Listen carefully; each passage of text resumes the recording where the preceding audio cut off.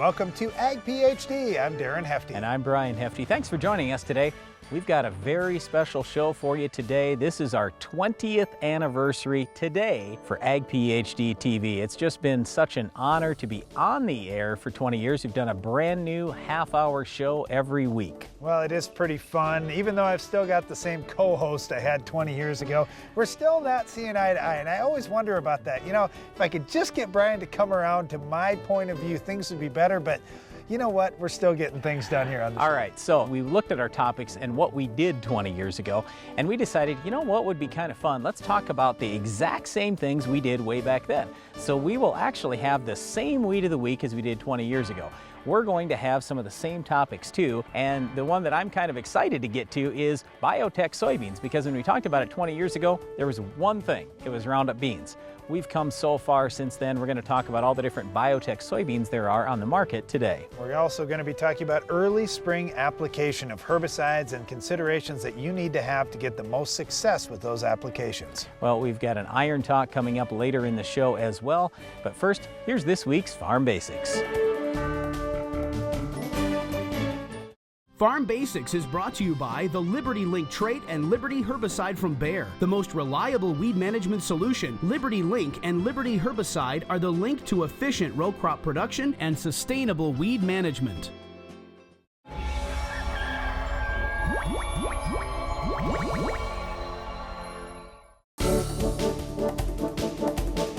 Well, we mentioned this is our 20th anniversary for Ag PhD TV. A lot of people ask us, how did you get started? And where the start really came is about 22 years ago. It was my dad and I talking to another ag show that was out there. It was this local ag show from South Dakota. I think it was Today's Ag. And they talked to us about wanting to advertise on that show because we were doing a lot of agronomy stuff back then. And so I talked to my dad about this. We were both in on this meeting. We were closing up the door at the end of the day, and I just remember Dad goes, you know, Brian, we could do a show. We don't want to do anything with those guys, but why don't we do our own show? And I said, Dad, you know what? I'm already working a lot of hours. So is Darren. I don't know that we can do our own show. I mean, sure, we've got topics and everything. We could talk about agronomy, but it's a lot of work. Well, I love how Dad pitched this too. If we do a half-hour show, there's commercials and things, so it'd probably be like 7 or 8 minutes for each of us. Well, that's no big deal. Each of us could talk for 7 or 8 minutes, and you know, that sounds pretty easy, because if someone tells you, well, can you talk for 7 or 8 minutes? Sure, I can talk for 7 or 8 minutes. What we didn't realize is Dad was going to bail on us pretty quick. I think he knew that all along, that, yep, I'm going to be in there for just a little bit. As soon as I get these guys going, then they can take it from there. One of the big differences between what we do today and what we did back then, we scripted the show when we first got started. We didn't know exactly. And we were in a studio. Yep, we didn't know exactly what we were doing. We used a teleprompter, and Darren and I wrote the show in advance. Well, for the last, I don't even know how many years, probably 15 years, we've had no scripts. Darren and I just show up, we've discussed the topics, and we start talking. You talk about that like it's a bad thing, Brian, and really what it is it's fluid. And if you went back to show number 1 and heard us talk about Venice mallow, obviously we've come a long way. We've got different options, we've learned things over the years, and you know what, Brian and I are running in different directions sometimes, and Brian's like, man, I saw this over in Minnesota, and I say, hey, I was down in Missouri and I saw it over here, and this is what the guys were doing there. So we're always learning, always changing, and it's a fun conversation. Well, here's the thing too, why we don't need to script stuff anymore. This is what we do every day. I mean, we did it back then too, but we just weren't super comfortable on TV. Well, after 1,000 and something episodes, plus a daily radio show, we're kind of used to talking about this stuff. It's what we do. So it's very easy for us to just have a topic, almost any topic when it comes to agronomy, and just start talking about our experiences, because we've worked with farmers all over the country and really all over the world. Well, there's only one reason that we're on the air 20 years later, and it's not because we're so great or anything like that. It's that we've had so much support from everybody watching the show, and the feedback that we've gotten has just been great. Yeah, we started on just a couple of local stations, and now we're on all over the country, really all over the world when you figure the internet as well. And I just want to say thanks to Patrick Gotch and RFD TV. We were the first show that signed on with RFD TV when they became a network about 18 years ago. So it's really been great, been a lot of fun. This is our 20th anniversary. Well, one thing that hasn't changed in those 20 years is there's still tough weeds to control. Can you identify this week's weed? Ideal for herbicide applications, the ultra-low drift's large air-inducted droplets were designed to eliminate driftable fines without sacrificing coverage. Its thick three-dimensional pattern creates multiple angles for the spray to cover the target. Hypro, helping you spray better. Unlock your nutrient investment with QuickRoots technology. It contains 2 powerful microbes that can help free nutrients bound in your soil, which can improve access to key nutrients for healthy crops, N, P, and K. Applying QuickRoots technology to seed can lead to improved root and shoot growth, increased yield potential, and maximized nutrient investment. See how you can make your fertilizer dollar go further at monsantobioag.com/QuickRoots. With the success of the Case IH Steiger Quad Track and Magnum Road Track tractors, it's no secret why Case IH is the leader of the track. So it wasn't surprising when the competition started imitating us, because Case IH offered the first 5-axle design to give you more power to the ground, with less berming and compaction, all to help you be more productive. Still, we're flattered. In fact, if we weren't already red, we'd be blushing.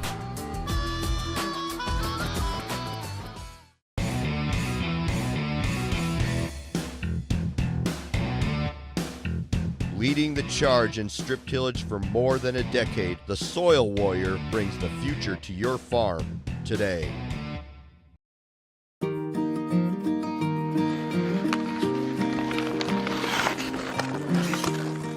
Smart farming is playing hockey with my son. All right, sweetie, you excited to go? Yeah. Smart farming is going on more family vacations. Smart farming is getting some much needed rest. Smart farming is spending more time doing what you love. Make it happen with Farm Command. The buzz on this line is probably the best in 10 years, both in soil and in the plant.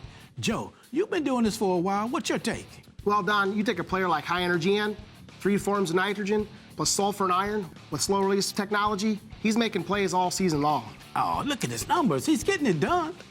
But don't forget about N Response. This guy's designed for a quick release nitrogen. It's looking like another championship season for Agro Liquid.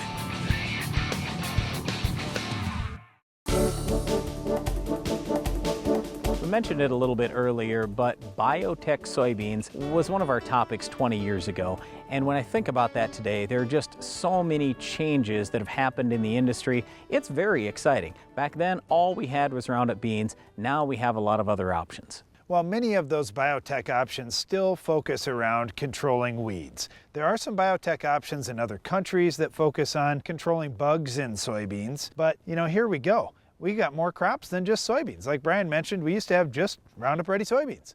Well, now clearly we've got multiple crops that we do have biotech options in to choose from. All right, so today we have not only the regular Roundup soybeans, the old ones, we've got Roundup 2 soybeans that yield more than the old Roundup beans. There are also now the Roundup Ready 2 Xtend beans, which yield even more yet. There is also Liberty for a trait. Now, the exciting thing to me is we're starting to see a lot more stacks. So yes, we've got now Roundup together with dicamba. We have the new one Enlist that I'm very excited about. So you can spray 2,4-D, you can spray Liberty. Boy, that's going to be a really nice option. And I'm excited as well when we start talking about the dicamba thing where, hey, you know what? If I can do dicamba, plus I can do Liberty, plus I can do Roundup, that really eliminates a lot of the challenges we had this past year with spray drift. Well, certainly when biotech soybeans came out, we didn't envision having all these resistance issues that we would have to deal with down the road. And in those days, we were talking about, hey, we got to use a pre-emerge herbicide that's going to give us the most yield. Guess what? That fell on a lot of deaf ears, and there were a lot of guys that said, why would I do that when I've got Roundup that works so well? Well, you can see 20 years later why that's happening.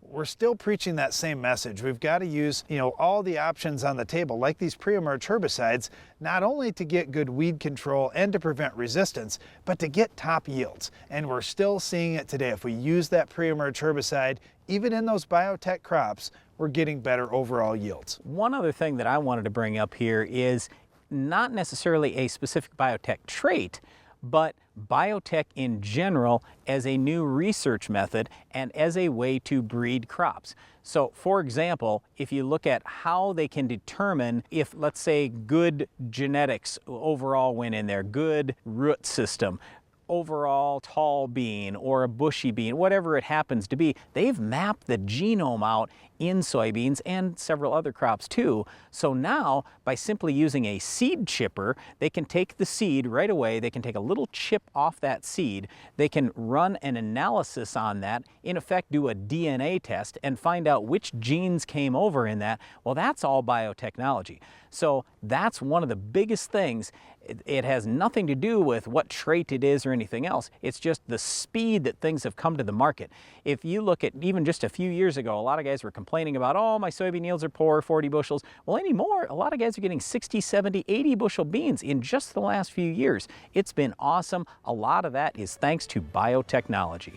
Well, over the last 20 years, there have been so many developments in biotech that have really helped us as farmers. They've also given us more options to control our weed of the week. We'll show you our favorite ones coming up later in the show.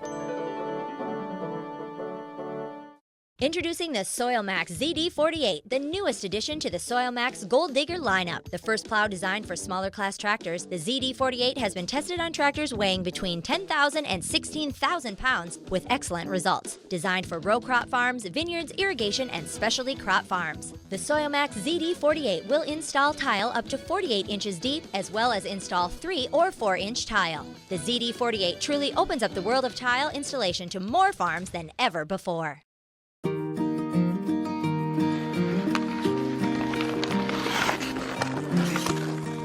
Smart farming is playing hockey with my son. All right, sweetie, you excited to go? Yeah. Smart farming is going on more family vacations. Smart farming is getting some much needed rest. Smart farming is spending more time doing what you love. Make it happen with Farm Command. This agro-liquid line is something special. A lot of really impressive playmakers. Take a look at Sure K. This guy is an enigma. But wrap your head around the exceptionally high plant response when compared to conventional potassium sources, the research-proven plant availability, plus flexible application options and mixing capabilities. Really stellar performance stats. Sure K is a true standout, and that's a winning goal on any field.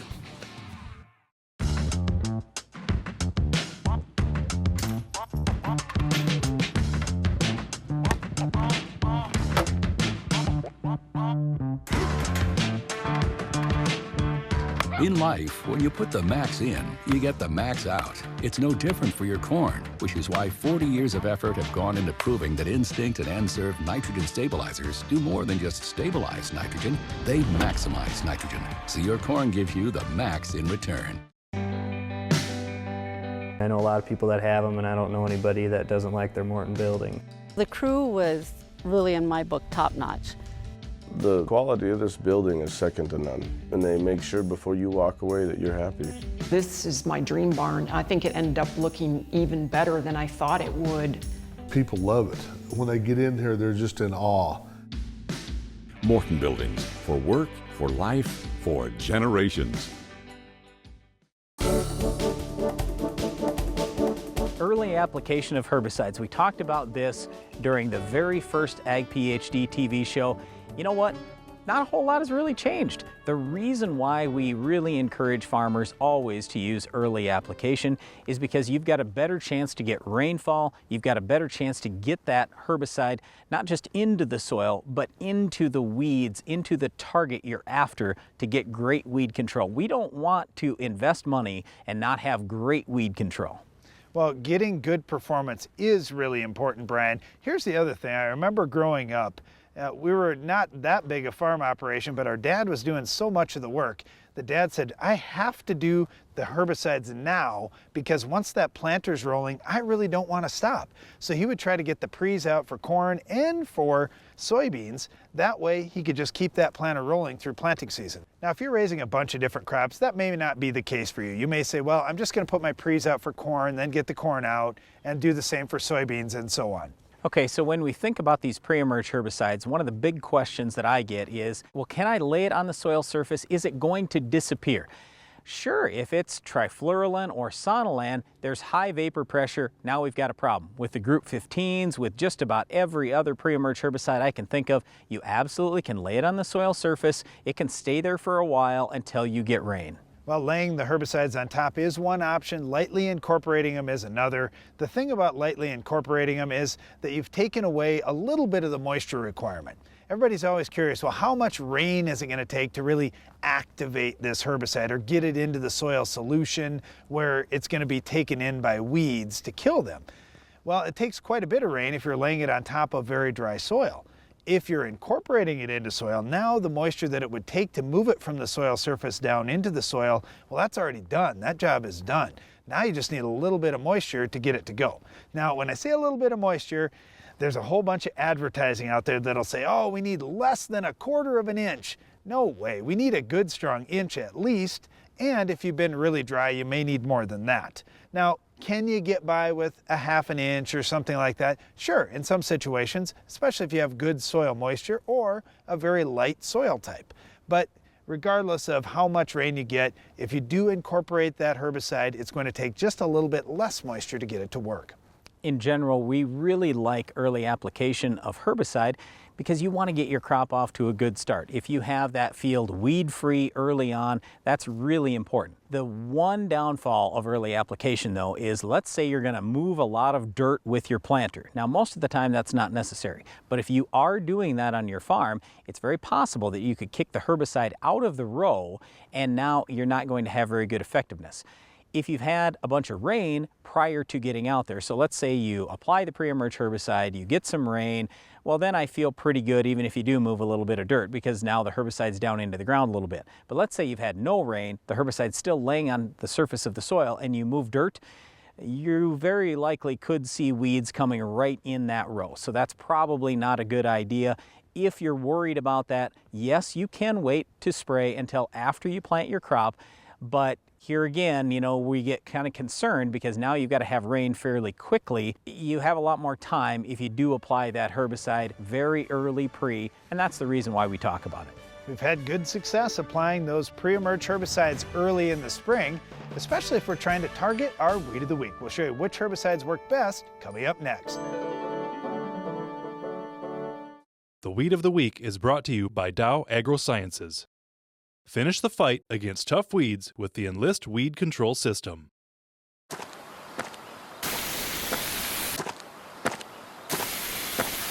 Weeds are tough, but we're tougher. With unrivaled weed control, reduced drift, and near zero volatility. So, who's tough now?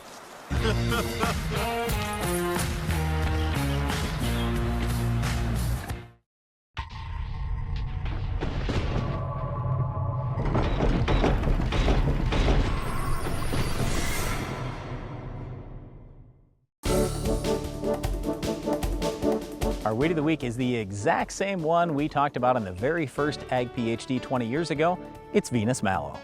Venus mallow is kind of a pretty weed, and Brian hates when I said, I don't like to see that out in my field. He's always talking about how he likes weeds. I hate weeds. I like to see it out there because I want to kill that darn thing, and I know what to do. It makes me feel good, Brian. I know how to solve this problem. Okay, so when I first started seeing some Venus mallow, it was actually down where Darren lived for many years, south of Sioux Falls, South Dakota, and there was just a pocket for whatever reason. A lot of people had Venus mallow in that area. Here's one of the reasons. We've got some soils there that have a little higher magnesium content, and they were more prone to compaction. And we would see Venus mallow show up in areas of the field where we had compaction, and especially right in the field approaches. So oftentimes the first little bit into a field is where you'd see it. And so if you could get it under control there, you wouldn't spread it through the rest of the farm. All right, well, why is it there though? Yes, part of it's compaction, but the other part is a lot of times you just don't have as good a crop canopy right there. And this is the big thing that we talk about all the time here on Ag PhD. Sure, we'll use pesticides if we have to, but ideally, we'd like to spend $0. Well, how do you spend $0 and have great weed control? How you do that is great crop canopy. Don't ever forget that crop canopy is the best weed killer bar none. It is fantastic. So how are you going to get great crop canopy? Well, you got to have great drainage, good fertility, you got to have insect control, disease control, all those types of things. And obviously it certainly helps if you've controlled your weeds too, but if you just have the crop canopy alone can kill a lot of weeds. All right, so when you speak about crop canopy, we don't have a big issue in wheat more times than not, because we got a good canopy up before the Venus mallow really even emerges. In corn, we don't have a big issue either because we've got good canopy and good herbicide options. But I want to talk about that canopy thing in soybeans real quick. With soybeans, we're seeing a push in the country to go, in some areas, to lower plant populations. Maybe it's because they've had too much white mold in the past. And they think, well, hey, if I got less population, I can get by. Also, the other thing is, you know what? Crop prices just aren't great right now. And guys are thinking, how can I cut my costs? Maybe I'll just cut my seeding rate back because I can still get good yields even if I have a lower plant population on soybeans. One of the first things that we see though when you do that is you get more weeds. So be really cautious. If you're thinking about cutting planting population, that's fine to a point. But if you get much lower than 120,000 out there, in my opinion, if you're down in the 80,000 to 100,000 final stand, you're probably gonna have some weeds poking through. Okay, when we talk about having lower populations, that can hurt the crop canopy. The other thing that can hurt crop canopy is going to wider rows. So if you were planting your soybeans on 7 or 10 inch spacings, if you were planting your corn on, let's say, 15 or 20 inch rows as opposed to 30 or 38, you know, you're going to have faster crop canopy. It's probably going to mean less expense in terms of herbicide. All right, now, the other thing that I want to talk about in terms of getting a good crop canopy is eliminating weed pressure early. If you've got lots of weeds out there, it's tough for your crop to compete against that and really fill in with a good canopy as quick as it could. So start with excellent pre-options, and for Venus mallow, there are some really good ones, especially in higher pH soils. All right, well, let's start with corn and then we'll move on from there. All right, so in corn, what I like the best is I like Triple Flex and Sure Start.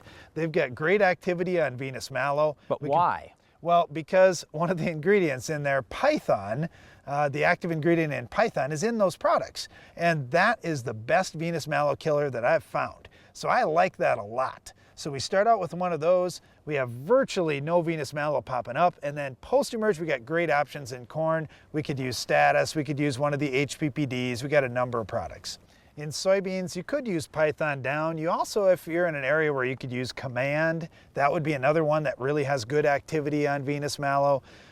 Post-emerge, there are quite a few options. Roundup, of course, is good. Liberty is good if you're planting those crops. Extend is really good in Extend beans. The new Enlist is going to be an awesome option for us. If you have conventional beans, well, here's where you've got to be a little bit choosy about what you're going to do. I like Bassagran, Brian. This is one of those weeds that Bassagran does a nice job for you. All right, let's talk about wheat. I'd start with Sharpen Down, followed with Husky post-emerge. That's all the time we have for this week's Weed of the Week, but Iron Talk is coming up next. Let's face it, Joe. Some of these guys aren't easy to play. Biologicals are expensive. Humates and plant growth regulators are messy. Yeah, but Agro Liquid has 4 new players that have really eliminated those problems. The Primer Grow line has helped their team realize the benefits. Wait, so season-long nutrition and optimized yields while creating a biologically active soil? That's right. Primer Grow line is a fantastic addition to Agro Liquid's stellar team.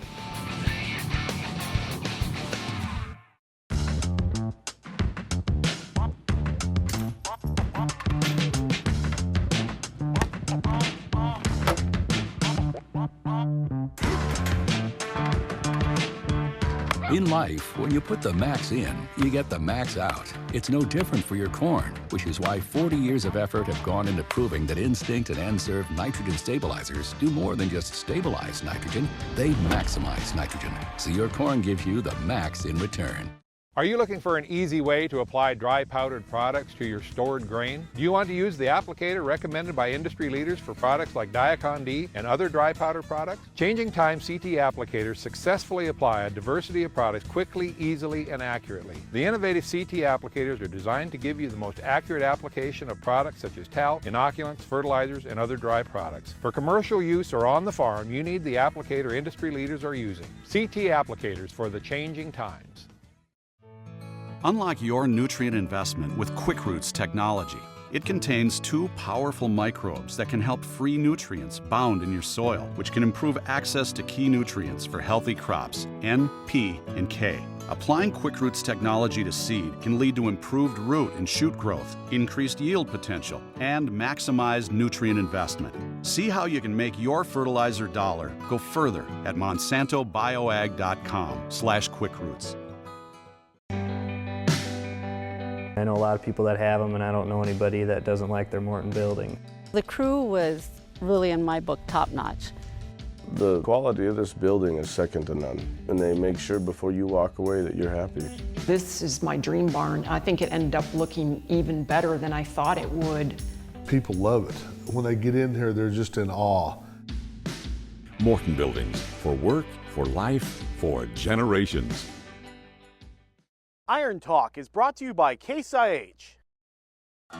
With the success of the Case IH Tiger Quad Track and Magnum Road Track tractors, it's no secret why Case IH is the leader of the track. So it wasn't surprising when the competition started imitating us, because Case IH offered the first 5-axle design to give you more power to the ground, with less berming and compaction, all to help you be more productive. Still, we're flattered. In fact, if we weren't already red, we'd be blushing.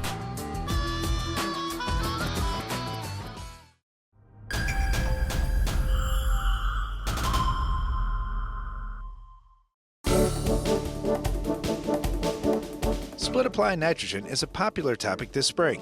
A convenient and less expensive way to do it is the topic in today's Iron Talk. Late-season nitrogen application requires either irrigation or a high-clearance sprayer to accomplish. But should you really wait that long to get the job done? Corn is estimated to use 80% of its nitrogen needs after V6, so applying a good portion of your season's nitrogen mid-season makes a lot of sense. The catch is, you need to get some of that nitrogen applied in time for it to become available for the plant. If you're looking for a nitrogen application tool, the newest models on the market today have some important updates over machines that were on the market a decade ago. Here's some things to look for. First, how will the nitrogen be applied?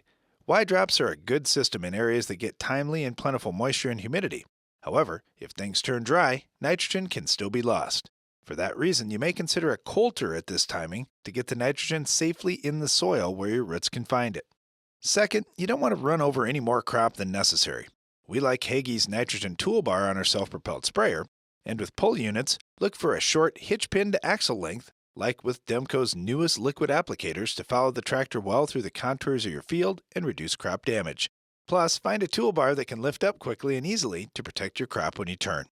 Third, depth control is important, so make sure that your equipment has an even center of gravity to ensure an even down pressure as the liquid applicator's tank empties. Hydraulic down pressure helps keep coulters at precise depths as well. If you're interested in applying nitrogen at this timing, but would prefer to use a mounted toolbar and side tanks on your tractor, well, that's a good way to get the job done too. Split-apply nitrogen is getting more popular as yields go up and as nitrogen management becomes even more important. Talk to your agronomist about the proper timing of application and the equipment necessary to get the job done right. That's all for today's Iron Talk, and now back to the show. Closed captioning for Ag PhD is sponsored by Norwood Sales. If you're looking to expand your farm's grain handling, you want everything to be fast and efficient. The Quick Belt from Norwood Sales is your all-around grain handling solution. Our conveyor-based system uses an 18-inch belt and a 10-inch tube, which minimizes seed damage while moving more than 10,000 bushels an hour. That's fast enough to fill a semi in 6 minutes. Plus, our hood is designed to gently direct the flow of grain straight down, keeping your crop in condition. Keep your grain and your farm moving with the Quick Belt from Norwood Sales. That's all the time we have for today's special edition of Ag PhD, the 20th anniversary show. Believe it or not, we're actually in our 5th year of Ag PhD radio as well. You can find us on SiriusXM channel 147 at 2 p.m. Central each weekday. And don't miss the next Ag PhD TV show. We'll have another Weed of the Week, Farm Basics, Iron Talk, and a whole lot more. I'm Darren Hefty. And I'm Brian Hefty. Thanks for watching Ag PhD.